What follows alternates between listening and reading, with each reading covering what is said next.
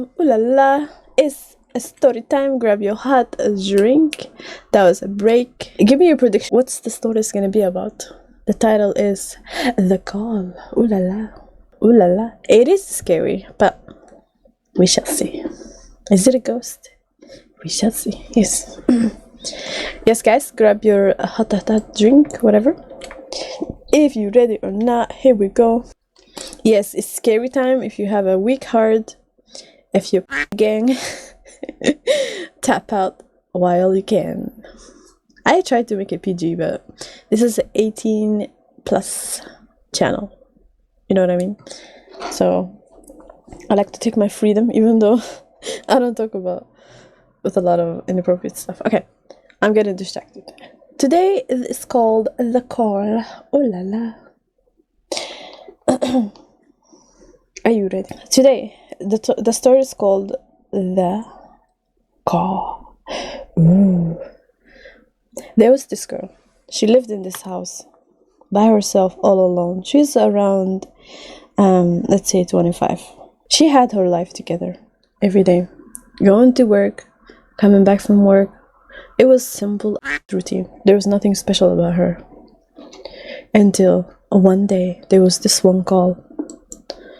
She was surprised. She got this one call. And when she replied to the call, there was no one answering. She could only hear someone breathing, you know? Deep breathing, like someone did an exercise kind of breathing. And then she closed the phone because no one is replying. She was thinking it was her mom checking on her. But then there was no number. There was only unknown number. And she said, okay, it's unknown, so it doesn't matter. The next day, same thing. She got a call. And same thing. The person was breathing heavily. She could tell from the tone and the way the person was breathing, kinda. It's a guy, you know? And she said, who are you? Why are you calling me? This is the second time you're calling me. And then she hears, beep, beep, beep, the phone. It's disconnected. Yes. And then she didn't think about it as something serious, you know? Then, in the middle of the night, around 12 o'clock, she got the call again. And she rushed to answer the phone. When she answered, this time, the person replied and said, hello, it's me. It's me you're looking for? I have to go there. Is it me you're looking for? No, but that's not what happened. The person said, hello, it is me. I am someone that you're looking for, and I've been watching you for so long. I will tell you there are some dangerous stuff coming your way. I'll be your guide for this journey, he said. She was spooked, and she said, who are you? Is this a prank call? She had this friend, her name is Natalie. Let's call her Natalie. Natalie, she is the prankster of the group. Always pulling those kind of weird pranks. And she was thinking, oh, did Natalie send you? But then he said, no, nobody sent me. And you will find out eventually. Who am I? So, the phone disconnected again. Of course, I forgot to name her. Let's call her Jessie. Ooh. Yes. Jessie decided to call Natalie. And of course, Natalie looked at the time and she said, why are you calling me at this hour? And Jessie said, why are you prank calling me every time you're sending this weird guy breathing heavily on the phone? And finally, he decided to talk to me. And he said, like, bad stuff is gonna happen to me. Like, why are you trying to spook me? You know? And Natalie said, I have no idea what you're talking about. I don't even know. She said, oh, that's a good idea. I'll start doing prank calls, you know? It's been ages since we were young. Like, we never did, like, as much of these prank calls, you know? She gave her a bad idea, of course. And then Jessie said, okay, don't do it. And she closed the phone. She went back to her sleep again. When she went back to her sleep, around 3 a.m., again, she got a call from the same guy. And she did not answer. She ignored it. because it's unknown, she decided not to answer anything that is unknown, of course. And the phone was ringing every hour on the dot. 60 seconds on the dot. Then, is it 60 seconds? 60. Okay, my brain is not working, you know what I mean. Then, she decided to ignore it, and she unplugged her phone, the cable from the phone. It was a landline, of course. Then, in the morning, she plugged it back, and she sees there was exactly how many hours she was sleeping, amount of calls. She slept like for 5 hours, so there was like 5 hours calls, And then she decided, what am I gonna do? Every night before she go to bed, she always unplugged the phone. Easier way. Of course, the person cannot reach her that time. And then when she unplugged, she saw on the window a writing, and it says, if you unplug the phone one more night, whatever is coming to you will happen. That's what it says. She got very, very spooked. She wondered who did this? And sadly, she didn't have cameras at her house, so of course she couldn't know who did it, Then she decided to keep the phone plugged in, and she went back to her bed, and then of course she got a call. And the guy said, good, at least you listen. If you were not listening, bad things were gonna happen. And she said, like, what do you want from me? And what's your name? And he said, I'm not gonna give you my name. Just call me the call. The call? And he said, yeah, the call. That's my name for now. But eventually you will find out, and you will see me one day, The call said to her that tomorrow, on her day, when she's going, she's gonna meet a stranger. The stranger will have a brown bag with him. Don't take the brown bag from the stranger, he said to her. And she said, what? Why? What's in the brown bag, and why can't I take it from him? And the call said, just listen to my instruction and you will find out why. Then she went out on her way the next day, of course. And she was going to the mall to buy some clothes and whatever. She saw exactly the description the call told her, and he has in his hand a brown bag, and she was wondering why. She actually had the curiosity. She wanted to know what's in the bag. Anyways, she was passing by the guy, and then the guy holds her shoulder, and he says, I want you to hold this bag for me, miss. And of course, Jessie said, no, thank you, I'm busy, I can't. And she left. While she was walking, she looked behind her, and there was another lady sitting there. And the guy gave the brown bag to the lady, and the lady took it, and the guy left. And guess what happened? There was a snake in the bag, and the snake jumped out of the bag when the lady opened, and it bit her mouth immediately, and it was poisonous snake. And of course, Jessie had to book it, and she ran like no tomorrow, and she was so scared, and she had to call 911, because the lady in danger, right? And when the ambulance, whatever, they asked her, and they said, like, what happened? And she said, there's this guy, he gave a snake to her, and I think the snake was poisonous, But then they were wondering, like, that's strange. She told her friend, of course, Natalie, she said, this guy, his name is The Call. I don't know why he called himself The Call. And she basically retold whatever happened to her. And Natalie was thinking, this is suspicious. Is he, like, playing with you? Maybe he is the guy who was giving you the bag, right? Or maybe he can predict the future. Or maybe he planned this. He sent the guy to you. So they were both speculating. And then she got the call again. And Natalie said, okay, I'll answer this time. Natalie answered the phone. When she answered the phone, nobody was there. She only can hear the breathing. Heavy breathing. Then the phone disconnected. And then an hour later, same thing. And Natalie kept answering. And then it became a competition between Natalie and the guy who will give up. And guess what? Natalie gave up because she had to go home and she has school in the morning, so she can't waste her time just sitting and guarding the phone, right? And of course, Jesse said, okay, I should be sleeping with you. It's better, it's safer like that. I don't want to stay alone here.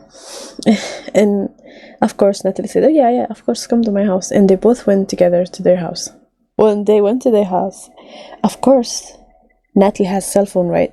So she got a call again and it was unknown, and it was the guy. She tried to answer, but then she tried to answer. And of course, he was breathing the same thing again. And he disconnected. And he called again. And he disconnected. And he called again. And he disconnected repeatedly. That at this point, Natalie gave up and she said, I'm gonna block him. She blocked him and he keep calling. She blocked him, he keep calling. So there was no way to escape from him. She can't even use the phone. She can't talk to other people. He was making the line busy. And Jesse said, okay, let me talk to him. He will not stop until I talk to him, you know. They waited for him to call. And this time, he did not call. He did not call at all. He didn't call for about a week. And they were both sitting like in guarding the phone, that nothing happened at all. After a week later, Jessie decided to go back to her house. She said, I have to go back to my house and take care of him. I think he's gone. He gave up on me, so he's not gonna bother me for sure. Then she got a call again at 12 a.m. and she answered. For some reason, she was excited. She was dying with suspense. Who is this guy? Did he really save her? Did he plan all this? Like, what was the business, you know? Then he answered and he said, this is the call. And she said, yes, I know. I've been looking forward to hear from you. Like, why did you disappear? We've been waiting for you like a week. And he said, I was waiting for you to go back to your house because I don't want to talk to Natalie. She is not good, he said. And then Jessie said, what? She's not good? What do you mean? She's my childhood friend. We've been besties forever, you know? And he said, yeah, that's what you think. But she's not your best friend. She's actually a backstabber. And you will find out. All you have to do, follow this instruction, he said. And then she said, how would I know if you're telling the truth, or like if you just want me to be alone and you want me to be divided from my friend, you know? She's the only one that I know. And of course that you know that information, she said. And the call said, well, it's up to you if you listen. But as I said, the consequences will not be good, he said. And of course, Jessie was very scared of this. She felt like threatened in a way, and at the same time curious, like what is her best friend doing, like why and what's happening, you know. Then she decided, okay, I'm gonna check whatever you're saying, but I'm not gonna harm my friend, you know.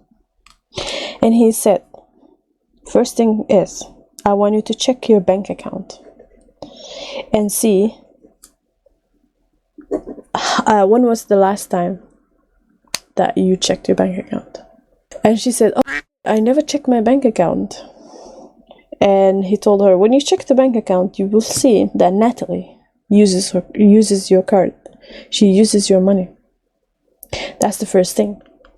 The second thing, every time that you want to date a guy, she goes behind your back, goes after that guy, and she has sex with the guy. And the last thing is, she always talks about you in front of other people. She makes sure that no one likes you more than her. And of course, Jessie was surprised about these 3 things that she heard. Her best friend, that she knows her for a very long time, doing this is not cool. She went to her bank account and she checked. She was losing money like slowly. It's like bits, like $5 here, $10 there, $100 from there. So it's like a hidden transactions. She called her bank and she said, did Natalie took my money? Like, But of course, they don't know that. And she asked, like, when did I use my card? And they told her that day. They gave her like specific dates, and these dates were like exactly the dates they both hang out. So exactly, it's kind of like she was using the card while she was hanging out with her. You know what I mean? And then she said, okay. So she called one of her exes. And she said, okay, I'm going to check one of my exes. The one that basically she's good with. Like, they have a good relationship, kind of. She talked to that one. And she asked, like, have you ever had a secret relationship with Natalie? You know? And he said, yeah, we used to each other all the time. Like, when you were, like, in the bathroom. It was, like, very enticing and secret, you know? And every time when you're like in the bathroom, it's like, how quick can we do it? Kind of challenge. We used to do that, he said. And she was shocked, you know? And she had to sit for a minute and cry, like, and thinking like, why her best friend is doing this to her, you know? And she said, okay, I'm gonna face her and see what's this like, or maybe this all the story is aligning, or this guy fabricated everything, you know? So she called her friend. And her friend wasn't picking up her phone, of course. She called and called and called. There was no answer. Okay, she decided to go to her house now. She knocked the door, and the door was open. And she sees Natalie laying down on the floor like that. She was stabbed right in the heart. And she looked at her. She said, no, what happened? Who did this? And the girl was not responding, so she had to call, of course, 911. And when the police came, they checked everything and they questioned her. And then the police asked, like, were you guys good together? What happened? And of course, guess what they suspect? They suspect that Jessie had the jealousy and she killed her, you know? Which is, you know what's the sad part is? Everything aligns, that the fact that she called the ex and she asked about him, that's a red flag, you know? And of course she touched the knife to check how to save her friend or whatever. She did. But anyways. And of course the police was questioning her, like saying like, you don't have to, why did you kill your friend? Was it that deep? And then, of course, Jessie said, oh, she was stealing my money, and I didn't kill her, even though, like, I just found out today she was stealing my money. She was, what else? She was stealing all my boyfriends. She always talks trash about me, but I wouldn't go as far as kill her, you know? I'd rather see her suffer than make her life easy and kill her. And of course the police didn't take that well, and they said, no, we will hold you for more further questioning. And then one police came by and he said, there's a call, someone wants to talk to you. Then she said, I don't want to talk to anyone. And the policeman said, you have to talk to this person because they have something really important to tell you. And she answered the phone. It was the call. And he said, didn't you find out the truth I told you? And she said, yes, I found out. And she's dead now. Someone killed her, you know? And he said to her, are you sure it wasn't you who killed her? You know? All the things I was telling you became true. What makes you doubt that this is not true? That you actually killed her, you know? And she said, what? I did not kill her, I swear, and I know it's not me. I think you planned all this, and who's behind you? Who are you, you know? And he said, think harder and you will know. And the phone disconnected. Yes, think harder and you will know. To be continued. I have to do this. To be continued part 2 because I never get time for that. I want your speculation, your guesses. Give it to me. What do you guys think? Who is the person?